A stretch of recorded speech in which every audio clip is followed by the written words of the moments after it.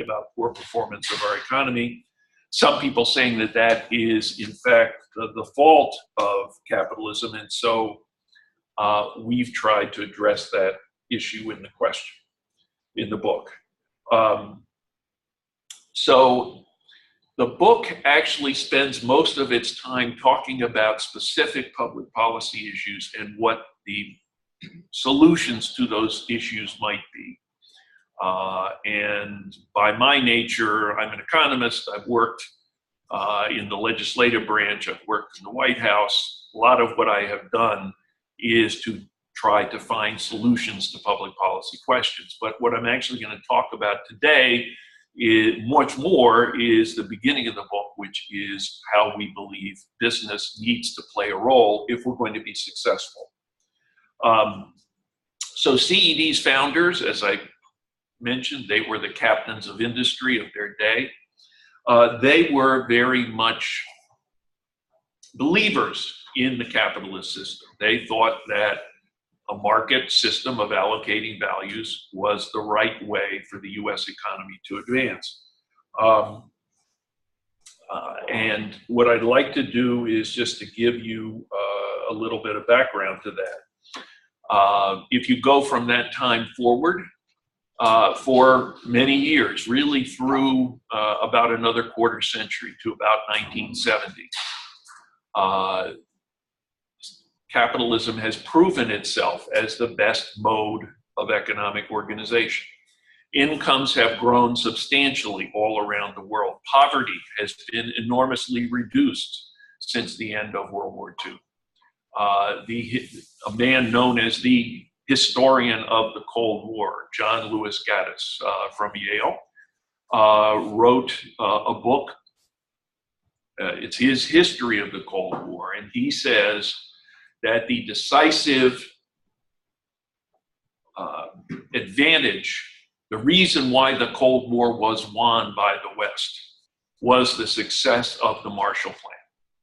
When the West demonstrated that our economic system was strong enough to take the German economy from utter destruction and to build it as a barrier between the Soviet Union and Western Europe. That really demonstrated, and it was the decisive stroke in the victory of the West over communism in the Cold War. But today, of course, as you know, capitalism is under question. Some might even say under attack. After about 1970, and ironically before the collapse of the communist system in the Cold War, we have had about, very nearly now a half a century of relatively slow economic growth, much slower than in that first half century after the war. And there have been a number of debates over what the problem is. Is it our capitalist system? Is it rather the irregularities of demography? Wages started growing much more slowly when all of the baby boomers began to enter the labor force in the mid to late 1960s. Supply and demand, I'm sure you all understand, if you've got a greater supply of labor, it will command lower wages because you have a relative surplus. That was when wages started to slow, and the generation of people who entered the labor force after the beginning of the maturation of the baby boomer is a significant part of that. We messed up our economic policy during the war in Vietnam. In the late 1960s, the economy was growing very well. President Lyndon Johnson decided that he was willing to try to fund a war on poverty and a war in Vietnam at the same time. You weren't around, I was. There was a tremendous amount of disquiet in the economics profession about the decisions that were made at that time. Then we had the financial crisis. What did the financial crisis come from in the end of the last decade? Some people will say it was greed, and that there were many in particularly the financial industry, who simply wanted to have it all and were willing to behave badly to get it. At the same time, of course, there were many people in the financial industry who miscalculated enormously and did very poorly as a result. A lot of people lost a lot of value in the markets. Well, all of this has been going on. Now you hear concerns about technology, about robots taking the workplaces of many human beings. I don't know how many of you might have seen it or heard it, but somewhere in the range of 6 months to a year ago on National Public Radio, they did a story about robots writing news reports. And they literally had a bake-off between a robot and a reporter writing a story about a corporate earnings report. And the reporter worked pretty hard to make his very good, but if you read the news report, that simply the data were fed into a computer and the computer spat out a story about that corporate earnings report, it really wasn't all that bad. So a lot of jobs that many of us would have thought are the exclusive place of human beings are now possibly being replaced. Certainly the case that a lot of manufacturing jobs, a lot of the jobs that historically we've expected high school graduates to walk off the stage at their graduation ceremonies, walk into a manufacturing plant and earn a middle-class living. Those jobs are gone in many instances. They're not going to come back. The jobs that we have in manufacturing pay better, but they require much more skill. And there aren't that many of them because the machines are doing a lot more of the work. Although most economists will tell you that a lot of that displacement of human labor in manufacturing has been the result of technology advancement. Some people will say that they believe it is the result of trade, and they want the United States to withdraw from the rest of the world, to put up barriers, keep foreign goods out. You have to turn over a lot of rocks to find a trained economist who thinks that that's a good idea. But there is a lot of popular sentiment that trade protection is the way to go to see to it that we have more American jobs. So all of these questions are swirling around in the background, but there is a sentiment that the capitalist system has not delivered. It doesn't meet the needs of me. It doesn't meet the needs of my parents. It's not going to meet the needs of my children. And therefore, there's an argument that we need to find an alternative system. And in fact, there have been polls asking people of the millennial generation. I am a millennial, but it's a different millennium. I'm talking about the younger people. And there have been polls that have indicated majorities of millennials saying that they would prefer a socialist system to a capitalist system. Now, I'm not sure that the people who answered that poll really know what socialism is. Economists choke on that. The notion that we are not going to allow the market to set prices, instead we're going to create some kind of system where a central authority is going to decide what things are worth, is very, very hard to stomach. But the fact that people are questioning our system does raise the possibility that at some future date, or maybe even in the recent past, voters will make decisions that will be based upon preconceptions, based upon reflex reactions to the current conditions that could wind up with yielding very difficult results. So we at CED have decided in this book to try to discuss those risks. Let me give you just a very brief history of capitalism. There are people who think about the capitalist system in a very involved way, but I'm going to break it down into really 3 stages, one of them being where I think we must go, where we need to go. We're not there yet. If you go back to the early days when government allowed corporations to be formed. The term that comes up, at least in retrospect, was that corporations were given a public license to operate. To create a corporation, you had to go to the governmental authority, be it the king or the parliament, and demonstrate that you were going to be serving a public purpose.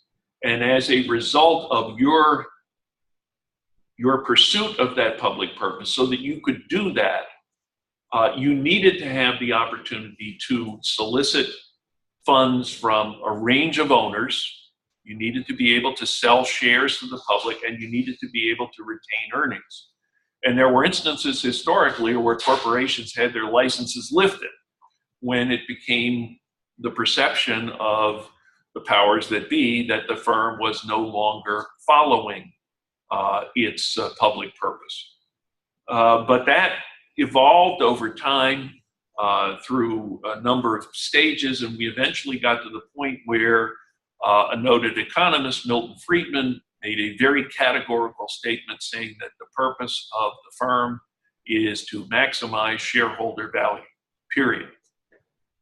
No notion of a public purpose, no notion of a license to operate. Instead, you do everything you can to make as much money as you can for your shareholders, and you have fulfilled your place in life. As we look at it now, there are many scholars of the world of business. There are many economists who have come to the conclusion that that notion of maximizing shareholder value is necessarily going to fall of its own weight.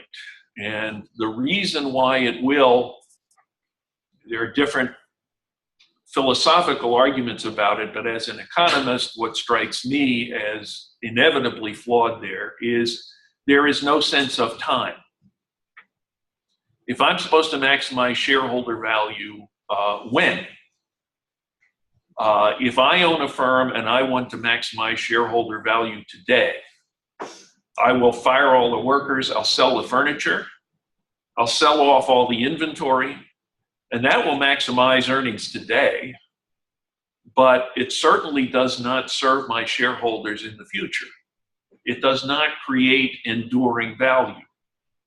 And if you want to create enduring value, if you want to have a firm that is producing earnings in the future for future shareholders, you have to look much more broadly. And this is what I would identify as stage 3 of the history of capitalism, and that is something much more like a multi-stakeholder model.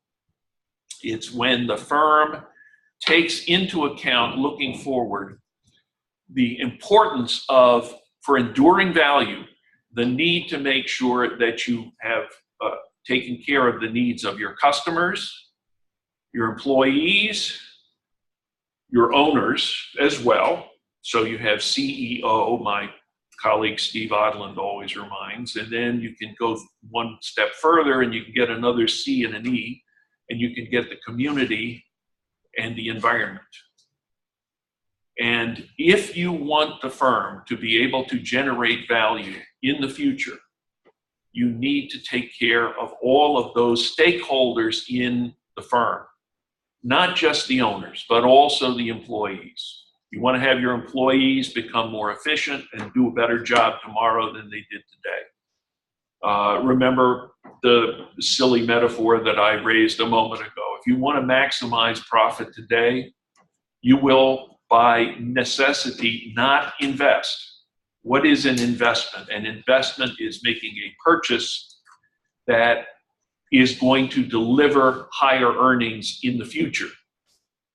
If you want to maximize shareholder value today, you will not make that investment. And in fact, you can go to the press and you can find polls that were taken of business executives, asking them the question, is it wise to postpone an investment that you could undertake today? And it could be an investment in physical capital, factory, machine. It could be an investment in knowledge, research and development, training of your employees. Is it wise to postpone investments so that you can show higher profit this quarter?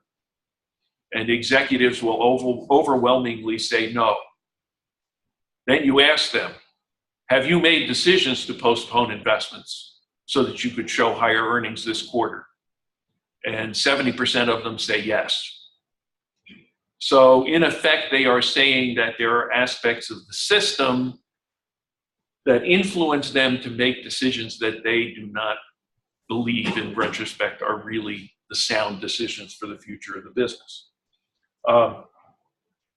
So if you are going to be involved in the multi-stakeholder future of the firm, if you are going to need a strong workforce in the future, if you need to have an environment in which people can work productively, if you're going to have customers who have purchasing power are going to want to buy your product or your service, you are going to have to be involved in public issues. There are decisions that we make as a nation that affect those stakeholders going out into the future. But right now, for the most part, corporate chief executive officers are actively discouraged by their boards of directors from being involved in public issues. And there are a number of reasons why that is the case. And you can't just wave them away. One example, there is an enormous amount of cynicism among the public. I'm going to give you an example of a corporate executive who, I won't say he got in trouble, but he created a perception which went on for the rest of his life because of the fact that people tend to be cynical. In the 1930s, the Roosevelt administration recruited the CEO of General Motors to become the Secretary of Defense.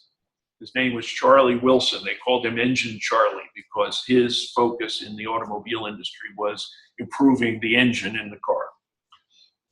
And at his hearing for confirmation as Secretary of Defense, a member of Congress asked him, well, do you believe that your history with General Motors would possibly create a conflict of interest between your allegiance to GM and your allegiance to the Department of Defense in the United States? And his response was, no, I don't believe that is possible, because what is good for the country is good for General Motors, and what is good for General Motors is good for the country. Which I think for many of us, taking that statement, you would say here is a true patriot who believes that serving the country is going to be good for the private sector as well. People took that statement and they cut off half of it. And even today, you can hear people making reference to this statement from 80 years ago. There was a CEO of General Motors who said, what's good for General Motors is good for the country. And the biographical material on Charlie Wilson indicates that for the rest of his life, he was kind of divided into two periods. The first period was when he tried to remind people of what he really said. And the second period was when he gave up in frustration because he realized there was no way that he could change people's perceptions of that statement. But the point being, there's a sense in the business community that if you speak up on public issues, you can get in trouble. And therefore, you're smarter being quiet. There's a lot of competition now in the private sector, much more so than was the case 50 years ago. I can talk about that, you guys don't know, but literally 50 years ago, the late 1960s, if you wanted to buy a car in the United States, you were basically choosing among three American brands, Ford, GM, and Chrysler. There was also a company called American Motors. There was no Toyota, there was no Nissan. When Nissan first appeared, it was called Datsun. That's how long ago this was. you were looking at a choice among American products. Now here we are, and we have an immense amount of competition. I'm using the automobile industry as an example, but you can look at just about any field in goods and many fields in services where you have, if you ask business executives, could you raise prices? The answer is, I couldn't possibly get away with it. I'd lose market share because other people would come and eat my lunch. They wouldn't increase their prices. They might even cut them and undercut my position in the marketplace. CEOs, if you ask the typical American, could you be the chief executive officer of a major corporation? The typical American would probably say, sure. I can pose for photographs. I can give speeches. I can travel around the country. I can do everything a CEO does. Well, it turns out that in the world of 24/7 job obligations and communications, not to mention this intense competitive environment, heading a US corporation or a corporation anywhere is a big job. And it is not an accident that corporations, CEOs' tenures have been falling, because over a much shorter period of time, people are totally burned out and they need a break and they've got to stop.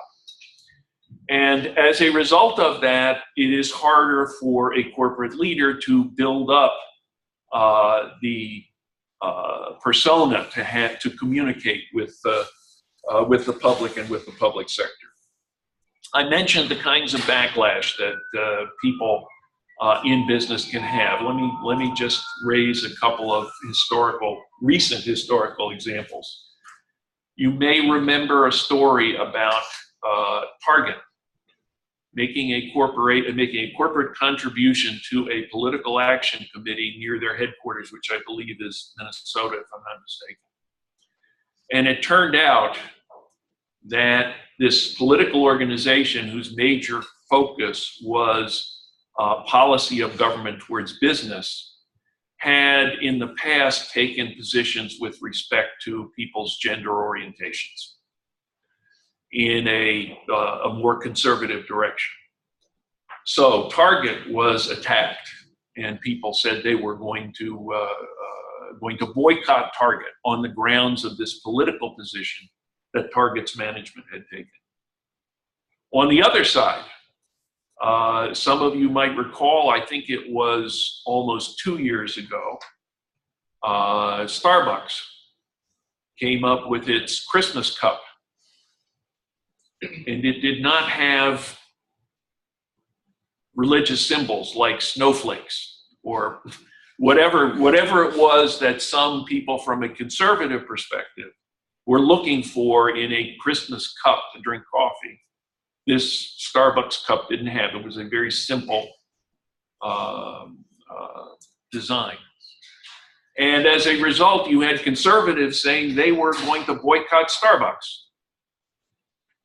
So there is a tremendous risk to a CEO stepping forward and saying, I have the following convictions about public policy issues.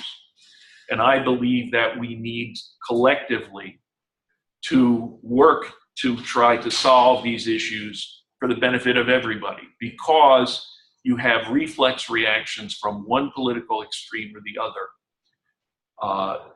that can, at the end, have adverse impacts on the values of the firms.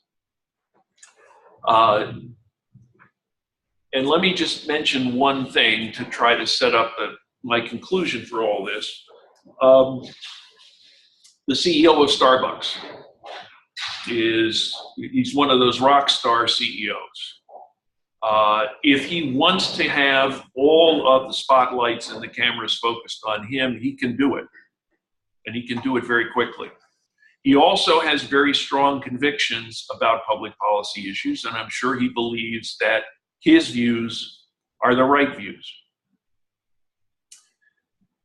The danger in being in that position is if you step forward and you try to take a public position on important policy issues, people will first of all accuse you of trying to create your own cult of personality. They'll say you're in it for the ego ride. You're not interested in actually solving the problems. And there will be many people whose views on those issues will be a little bit different from yours, and they are going to attack you on ideological grounds, not to mention the folks who are on totally the other side of the partisan divide. So what we at CED have been trying to convince business leaders is, in effect, there is safety in numbers.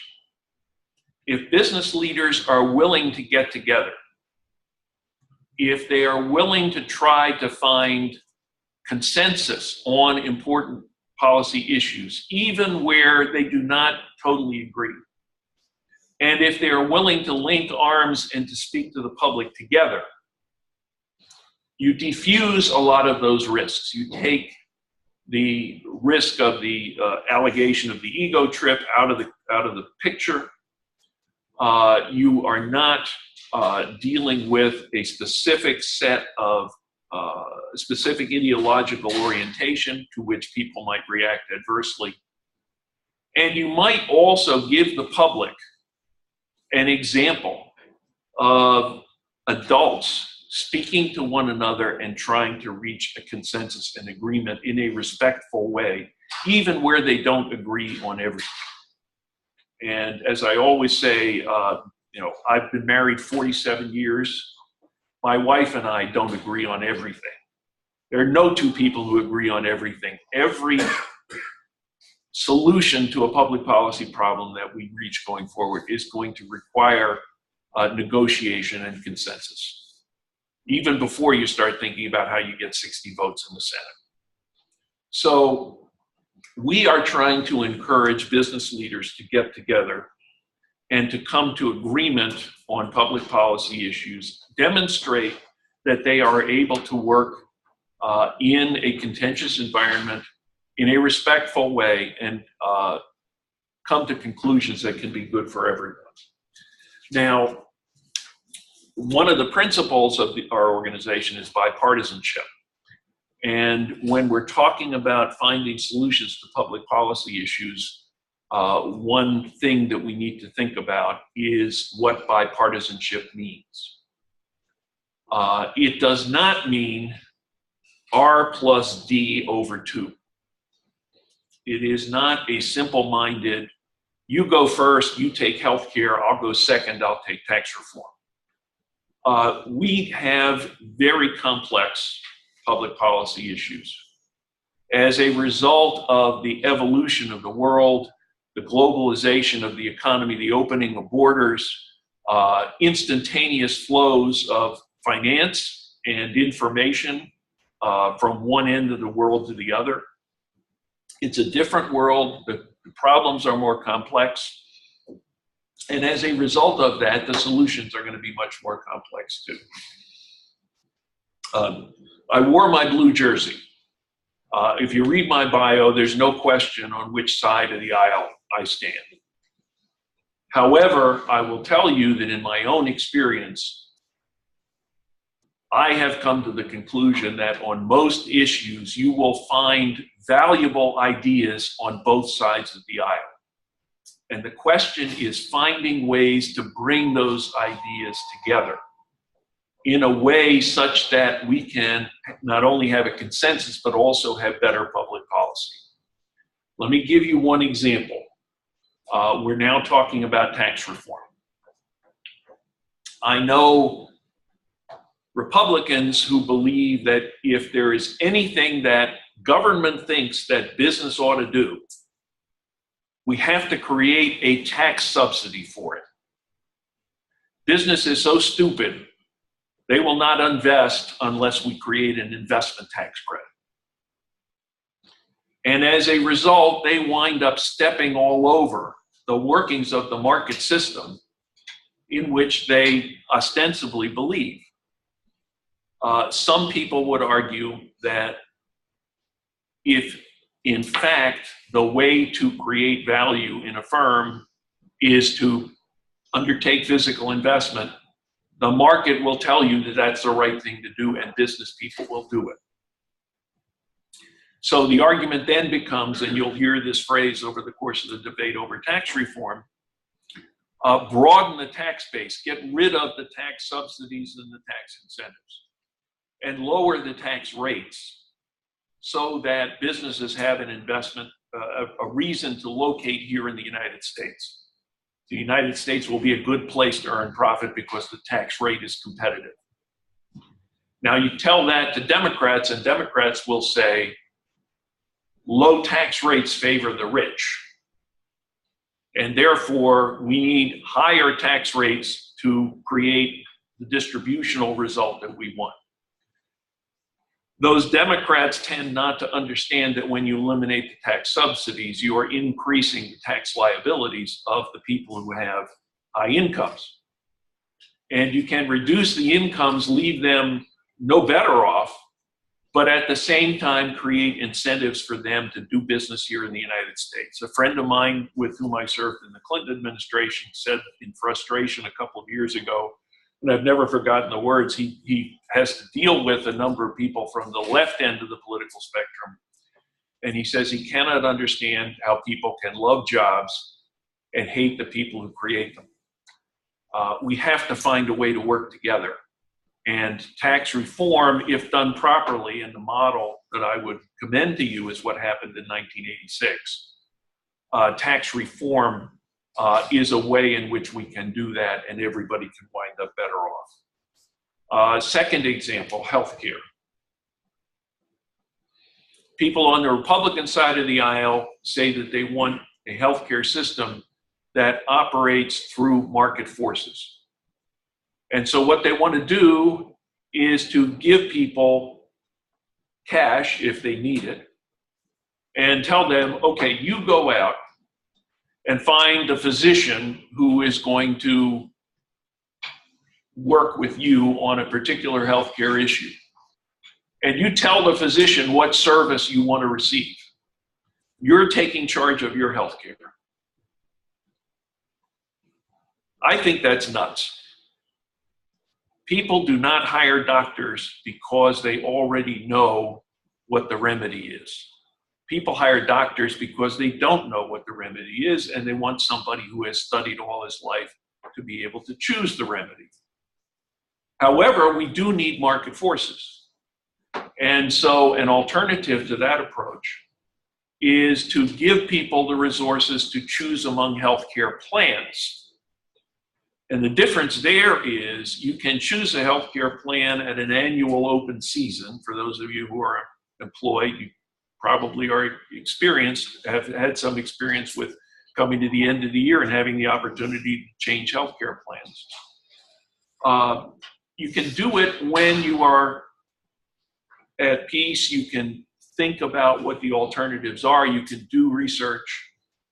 The other perspective is much more on the order of, okay, you're sick, your life is possibly in the balance, now go, quick, find a heart surgeon who's going to save you $2,000 on the operation. When people are sick, when their lives are in the balance, let me assure you, they're not talking about saving money. They're trying to save their lives. And in many instances, that means spending more money, not less. So if we want a healthcare system that is going to be cheaper and more efficient, we probably want to have people choose healthcare plans. And we need competition among healthcare plans so that the healthcare plans find ways to save money from one end of the operation to the other, finding ways to run an office more efficiently, finding ways to purchase your inputs to the healthcare process at lower costs. Not cutting back on services, but being more efficient in delivering the services that the patient needs. Doctors take an oath. I'll believe that they take that oath seriously. So then you get in trouble with Democrats who believe that anytime there is competition in healthcare, the only way that you're going to have the system go is for doctors to violate their oaths and not take care of people because it's cheaper. What's really the most likely outcome is that healthcare plans want to keep people healthy, because if they stay healthy and they stay in the plan, they'll keep on paying premiums. So that's the force that is going to work ultimately to try to deliver healthcare more efficiently. Now, I could go on with a number of the different policy issues that we discuss in the book. We get into the budget, fiscal responsibility, we get into inequality, which is tied into questions of technology and trade, globalization. We talk about the workings of the policy-making system in Washington, making Washington work better, avoiding crony capitalism where businesses, in effect, try to seek rents in Washington, try to get public policy to favor them over others. We talk about regulation, where we in the United States do not do as good a job as some other countries. Other countries have learned ways to make their regulatory systems more responsive to a changing world, and we don't do that as well. But I've been talking too long, and I'm getting to the end of my breath. So that was a very long sentence, actually. So it's probably a good time for me to stop and give you a chance to ask questions, both about how we should approach the workings of our capitalist system, to use a crass term. Also, if you want to ask about particular public policy issues, I can try to give you my best answers. So, like slide number 2. Okay. Do you want slide number 2? No, actually, I forgot to go to slide number 2, and let's just keep the pretty picture. Okay. Okay. Yeah. You spoke about automation earlier and sort of the displacement of workforce. What are some other alternatives? You can think of policy alternatives. But obviously, we heard a lot about the universal basic income. What are some other things that we can do to not leave this entire population behind? Let me give you a little bit of modern historical perspective. When I was your age, well, it's a frightening thought, there was a literature. The name that was probably at the head of the page, if you read about that period, was somebody named Robert Theobald. And he believed that automation, and the term that they used back then, that automation was the word. He believed that automation was going to eliminate the need for work for all practical purposes. There would not be enough work to go around. And that as a result, those who got jobs would be prosperous, those who didn't get jobs would lose out. And this is the mid-late 1950s. Economists came pretty quickly to the conclusion, however, that you should never sell short the American consumer. You raise productivity, you raise wages, people will find more things they want. And as a result, their demands will create new opportunities. Now, that's one episode. It's more than a half a century ago, and people were thinking these exact same things. Do we need a universal income? And at least that last time around, the answer was no. And it does seem as though we are no closer to having the US consumer be totally satiated such that there will not be demand for more stuff or more services, such that individuals will find work meeting those additional needs. We are clearly, however, in a very difficult, at least in a very difficult period of transition. We have people who have been and remain on a life trajectory where a high school education, okay basic skills are enough to get you a ticket to the middle class. Turn the clock back far enough, of course, and all you had to be able to do was to push a plow, and you were in the middle class. So life has always evolved in that way. Personally, and discussing this in the book, we would like to aim somewhat higher than that. there are things that we can do. Let me start from the very beginning. Preschool education. Experts in the development of the workforce and skills will tell you that you take a child who is walking into the first grade and has not been given the appropriate stimulation and the basis of knowledge to begin the process of learning, and that child is most likely going to be behind the curve for the rest of his life. We know that we need to do better with respect to preschool education. We also know that that's not enough, because children who are not brought along in the years of elementary education are going to fall behind again. We believe, we at CED and in the book, we speak very strongly on behalf of educational standards. It is very easy to politicize the issue of educational standards. And people say that it's bureaucrats in Washington trying to tell teachers in the classroom how to teach. We need to draw the distinction between making clear what it is that students need to know so that they can leave high school either college or career ready, without getting to the point of telling teachers how to teach.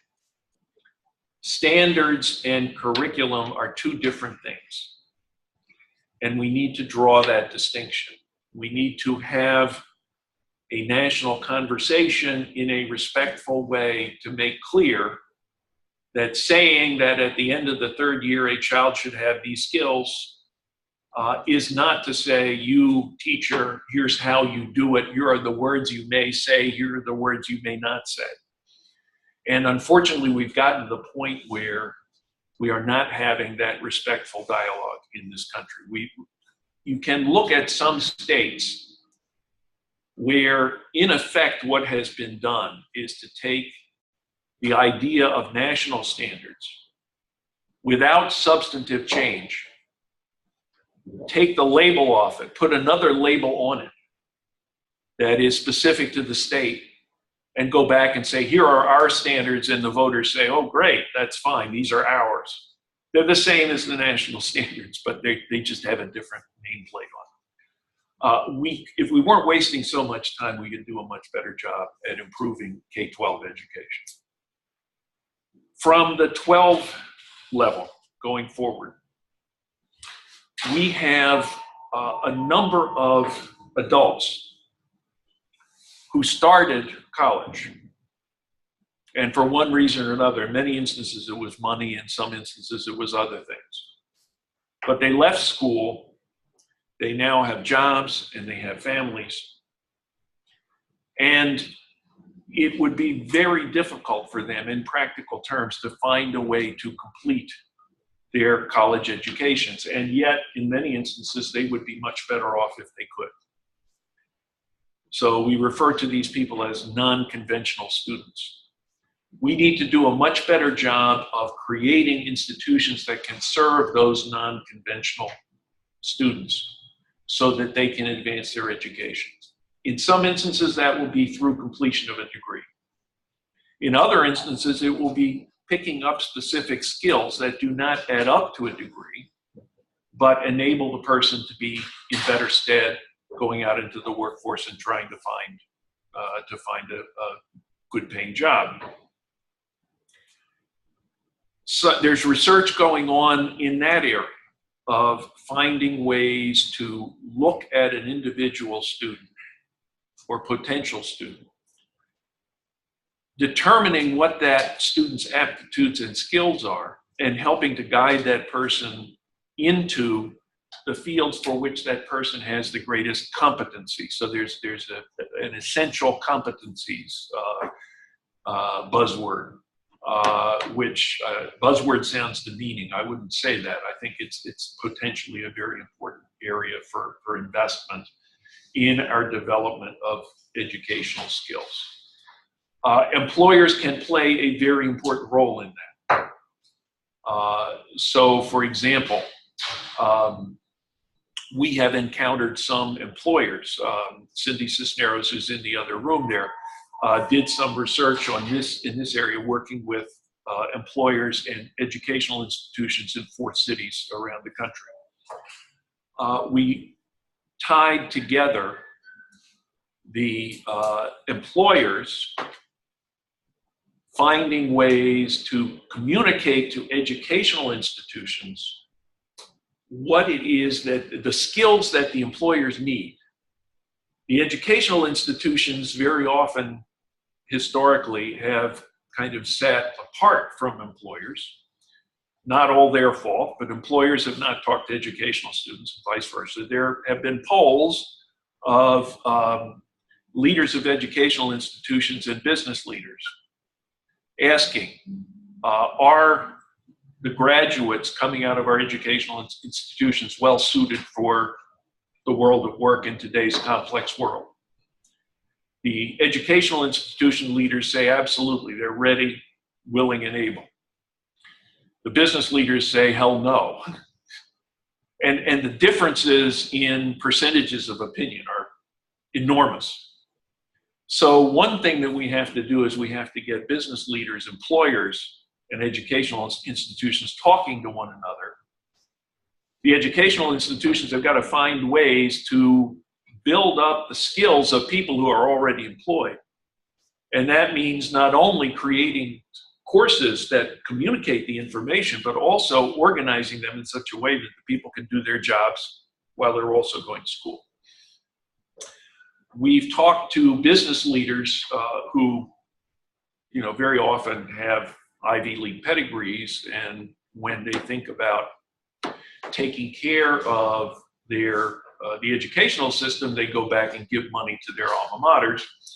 We've tried to make the point that if you compare U.S. educational performance with the educational performance of our up-and-coming competitors, and there are other nations around the world, many that are doing better at conveying degrees to their young workers than we are. We're actually behind there. The U.S. working age population, I'm not absolutely up to the minute on this, but the working age population in the U.S. has tended to have a better level of achievement, but that's because old geezers like me went to graduate school. Young kids have not been going and completing degrees to the extent that kids in South Korea have been. So one of the things that our business leaders have to do is they have to pay attention to not necessarily the postgraduate and research institutions, but rather the undergraduate educational institutions that have wide access, because they are the institutions that have the capacity to take on large numbers of U.S. young adults who are now not completing school to the degree that others, pardon the pun, to the degree that other students in other countries are doing. So you've got that whole range of things that we need to do, and we need to start all the way back at pre-K. We need to go through K-12. We need to deal with people who need to build up skills even though they might not need to achieve degrees. We need to help those students where a degree is the appropriate next step to get there, even though many of them are coming from backgrounds that make that logistically very difficult. And we need to open up access and in our educational institutions, including making use of technologies that we're now just kind of figuring out how to do. If you're an employer and you have a student who completed a degree at an online institution, probably the first question that's on your mind is, what exactly is this degree worth? We need to do better than that. We need to find ways to make clear that those degrees embody the competencies that people need. Personally, I am very confident that if we have the workforce that is ready to do the work, we are not going to have to worry about a guaranteed income. And I worry an awful lot about a guaranteed national income, what it does in terms of incentives. Do we create generations of people who just fall farther and farther behind being able to compete? You know, if you don't compete, you can't lose, but you also can't win. And if we have students who go on to adulthood and are collecting a guaranteed income and not pushing on the frontier, I worry about their kids. I worry about whether we will be creating, if we're talking about inequality, will we be creating a long-term ossified class system in effect in the United States? And I worry tremendously at that. And while we're at that, we want to think about, from the employer's perspective, finding a way to respect work that is not necessarily at the highest level of intellectual challenge. We have to find a way so that everybody who works is respected in this society. And that's a very simple thing to say, not necessarily an easy thing to do, but something I think we have to take on. Okay, I could probably go on for another 20 minutes, but that's probably enough. And who knows, maybe somebody else in the room will have a question, or somebody in DC. We actually don't have any questions from DC, but if we do, we're going to come see you. Okay. Directly. Well, we want to thank you so much. Oh, thank you for having me. And I think if there are any Yes, additional thank you. questions, that Joe may be able to stick around for a few minutes after this. Great, thank you so Okay. much.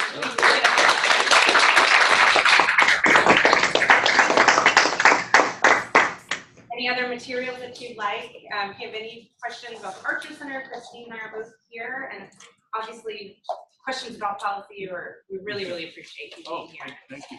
The Archer Center, one of our many missions is to promote bipartisan policy solutions and bipartisanship, and you're doing some important work in that field, so thank you. Great, thank you.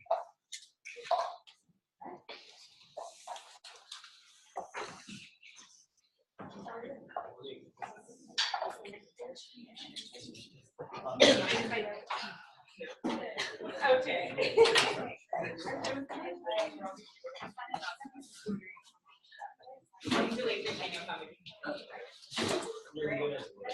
Thank you, yes, I could hear you. Oh,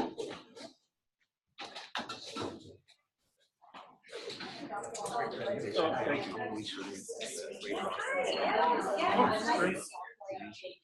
you. Thank you, Joy. We're talking, working at the Senate, and we were fortunate enough to have the chief economist as part of the staff there, Dr. Steve Niven, formulated a partnership with Kansas University and created the sub-ed. We want to bring it here. So thanks. Safe travels back down. Okay, congratulations on the full set. 75. But, Whoa, sometimes, yes, we'll be 47. I'm about to celebrate 10, so. Oh, okay. All right. Well, I'm going to go, right? Who knows, you may catch up. Sounds good. Thank you. Okay. I see you.